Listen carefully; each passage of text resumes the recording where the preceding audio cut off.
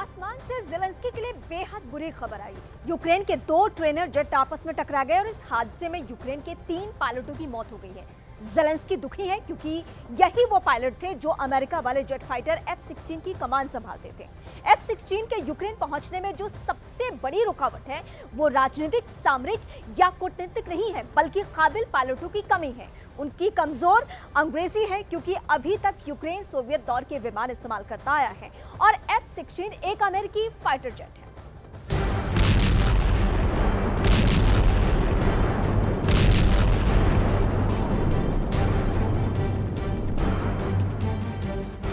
जोश के झूले पर सवार वोलोदिमीर ज़ेलेंस्की को बहुत जोर का आसमानी झटका लगा है।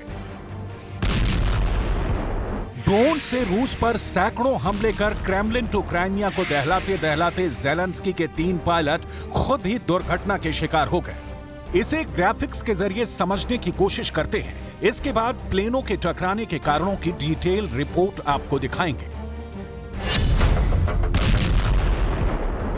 यूक्रेन का पश्चिमी इलाका 2 L-39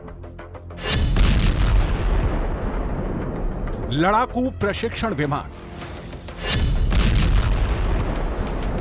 दोनों विमानों को ट्रेनी पायलट उड़ा रहे थे, लेकिन देखते ही देखते दोनों प्लेन हवा में ही एक दूसरे से टकरा जाते हैं। फिर जबरदस्त धमाके की आवाज के साथ दोनों प्लेन जमीन पर आ गिरते हैं। पूरे यूक्रेन में खलबली मच गई है। यूक्रेन के एयरफोर्स के हाथ पांव फूल गए कि आखिरकार 2 प्लेनों की टक्कर हुई कैसे। फिलहाल इसका जवाब किसी के पास नहीं है, बस संवेदना के शब्द हैं, जिसे ज़ेलेंस्की ने मारे गए पायलटों के परिवार को कहे। आप भी सुनिए। Вчора у небі над Житомирщиною сталася катастрофа. 3 льотчиків загинули. Серед них Андрій Пільщиков, позивний Джуз, український офіцер, один з тих, хто дуже допомагав нашій державі. Дуже. Мої співчуття рідним та близьким, усім, хто знав хлопців. Триває розслідування того, що сталося. Деталі говорити зарано, звичайно, будуть з'ясовані всі обставини. Звичайно, Україна ніколи не забуде кожного, хто захищав вільне небо України. अब आते हैं उन सवालों पर जिसका जवाब नाटो की एयरफोर्स भी ढूंढ रही है। यह दुर्घटना उस वक्त हुई है जब कहा जा रहा है कि आज अगर यूक्रेन के पास ट्रेंड पायलट होते तो F-16 की डिलीवरी अब तक हो गई होती। लेकिन उसके पहले प्लेनों की टक्कर पर 4 बड़े सवाल। हवा में क्यों हुई यूक्रेन के 2 जेट फाइटर की टक्कर? क्या पायलटों की गलती से यूक्रेन ने खो दिए लड़ाकू विमान? L-39 ट्रेनी विमानों में हो गई थी तकनीकी दिक्कत या रूस के एयरफोर्स ने की थी साजिश? इन चारों सवालों का जवाब एक एक कर डिटेल में दिखाएंगे, लेकिन उसके पहले यूक्रेन के एयरफोर्स की वो ताकत जिसे लेकर ज़ेलेंस्की आजकल बड़े आश्वस्त दिख रहे हैं, मॉस्को पर हमले कर रहे हैं। क्या हुआ था हवा में उस वक्त जब 2 विमान टकराए? साजिश या सिर्फ दुर्घटना या पायलटों में प्रशिक्षण की कमी? तलाशेंगे हर एक जवाब, लेकिन उसके पहले यूक्रेन की छोटी सी किंतु शक्तिशाली जेट फाइटर्स की ताकत देख लीजिए। 22 फरवरी 2022 को युद्ध की शुरुआत के वक्त यूक्रेन 70 लड़ाकू विमानों के साथ मैदान में उतरा। यूक्रेन के इन लड़ाकू विमानों में सोवियत काल का MiG-39 और Su-27 शामिल हैं। युद्ध के दौरान ही यूक्रेन को पोलैंड और स्लोवाकिया से 2 दर्जन के करीब MiG-39 हासिल हुए थे। लेकिन 1.5 साल के युद्ध में वो वक्त कभी नहीं आया कि यूक्रेन के लड़ाकू विमान कुछ बड़ा कर सकें, क्योंकि रूस के सामने 70 एयरक्राफ्ट्स का बेड़ा होने के बावजूद यूक्रेन एयरफोर्स की ताकत में रूस के सामने कहीं नहीं टिकता। यही वजह रही कि युद्ध में यूक्रेन ने अपने 2/3 लड़ाकू विमानों को खो दिया। मतलब यूक्रेन के पास कई लड़ाकू विमान हैं, लेकिन ज्यादातर सोवियत काल के बने हुए हैं। यूक्रेन को घातक रूसी मिसाइल और ड्रोन हमलों से बचाने में मदद करने के लिए आधुनिक लड़ाकू विमानों की जरूरत है। इसलिए यूक्रेन लंबे समय से F-16 की मांग कर रहा है, जिसकी अपडेट रिपोर्ट आपको दिखाएंगे।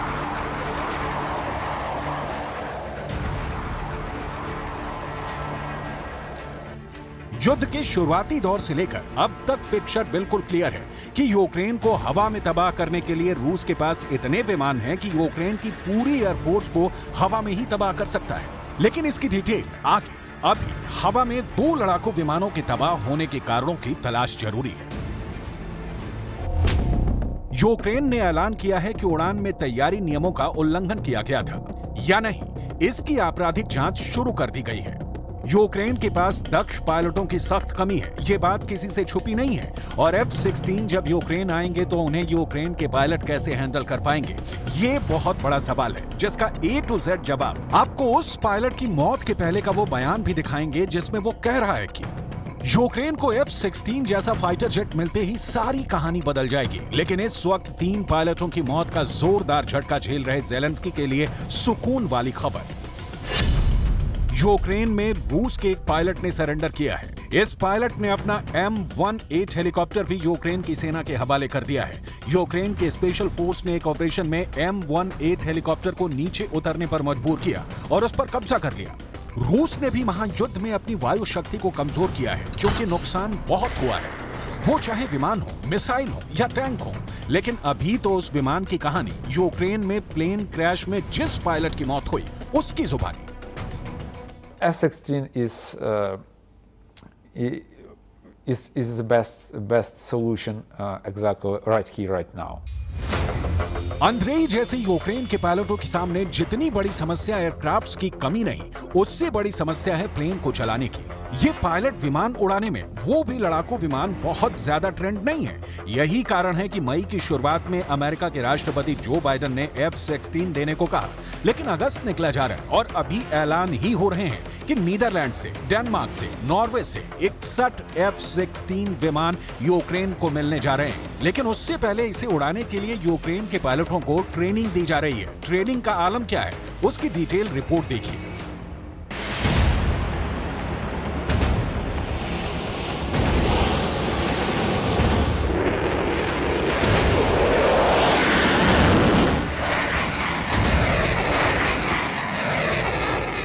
ग्यारह देशों का गठबंधन यूक्रेनी पायलट्स को F-16 उड़ाने की ट्रेनिंग देगा। लेकिन परेशानी यह है कि यूक्रेन के 32 में से सिर्फ 8 पायलट ही थोड़ी बहुत अंग्रेजी बोलने और समझने के काबिल हैं। ऐसे में अमेरिका में बने F-16 लड़ाकू विमान पर ट्रेनिंग के पहले चरण में भाग लेने के लिए इन 8 पायलटों का चयन किया गया है, जबकि 20 पायलट थोड़ी बहुत अंग्रेजी बोल पा रहे हैं।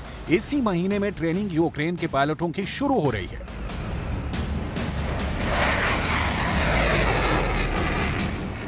F-16 लड़ाकू विमान कैसे भूचाल ला सकता है, इसके बारे में जानने से पहले अमेरिका की वो मंशा जान लीजिए कि ज़ेलेंस्की इस फाइटर जेट से क्या क्या कर सकते हैं।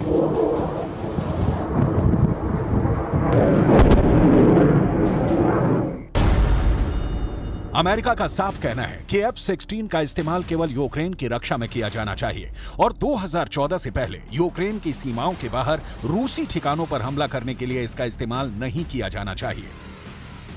तो ज़ेलेंस्की जिस F-16 को लेकर इतने जोश में दिख रहे हैं, वो F-16 आने के बाद क्या कर पाएंगे, ये देखना बेहद दिलचस्प होगा।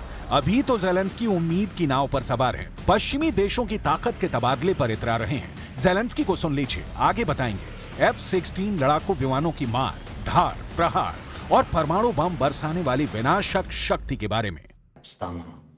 На сьогодні вже більше 20 держав приєдналися до декларації Групи 7 щодо безпекових гарантій Україні. Наша команда працює далі. Зараз майже 30 загалом разом із Сімкою. Буде більше.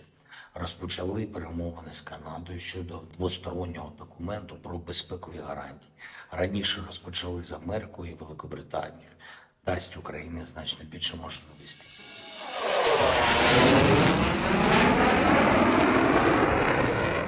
F-16 की गिनती दुनिया के सबसे भरोसेमंद और सुरक्षित लड़ाकू विमानों में होती है। इसे अमेरिकी कंपनी लॉकहेड मार्टिन ने बनाया है।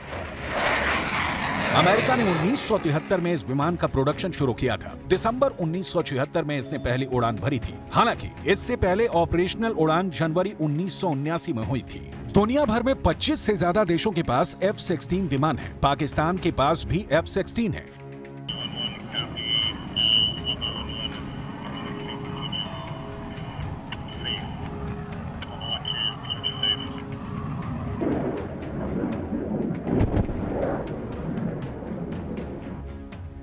F-16 आसमान में राक्षस की तरह गरजता है, लेकिन ऐसी भी कोई बात नहीं कि पुतिन के पास इस राक्षस के प्रतिकार की ताकत नहीं है। पुतिन करारा जवाब देंगे, लेकिन ये जवाब तो तब आएगा जिस दिन यूक्रेन का कोई ट्रेंड पायलट F-16 लेकर रूस के खिलाफ हमला करेगा। भविष्य के इस सवाल का जवाब वक्त देगा। उससे पहले तो F-16 से जुड़ी हर जानकारी आपको भी जरूर रखनी चाहिए। F-16 की लंबाई 15 मीटर, चौड़ाई 9.45 मीटर और ऊंचाई 5 मीटर है। यह 15,235 किलोमीटर की ऊंचाई तक उड़ान भर सकता है। अमेरिका के इस लड़ाकू विमान का वजन 9.2 टन है। F-16 की रेंज 4200 किलोमीटर है। ये 2145 किलोमीटर प्रति घंटे की रफ्तार से उड़ सकता है। F-16 सिंगल इंजन वाला मल्टी रोल लड़ाकू विमान है, यानी ये किसी भी तरह के ऑपरेशन में काम कर सकता है। ये चौथी जनरेशन का लड़ाकू विमान है। इसमें हवा से हवा और हवा से जमीन में मार करने वाले मिसाइलों को तैनात किया जा सकता है। F-16 में लगने वाले मिसाइलों की रेंज 100 किलोमीटर है। इसके अलावा F-16 का रेडार सिस्टम 84 किलोमीटर के दायरे में 20 टारगेट को डिटेक्ट कर सकता है।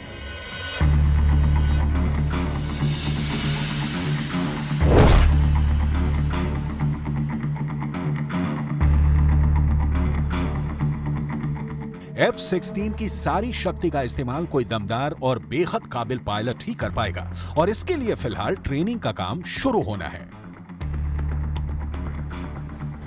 और यूक्रेन से एक बहुत बड़ी खबर सामने आई है। पुतिन ने उन सभी इलाकों को वापस जीतने के लिए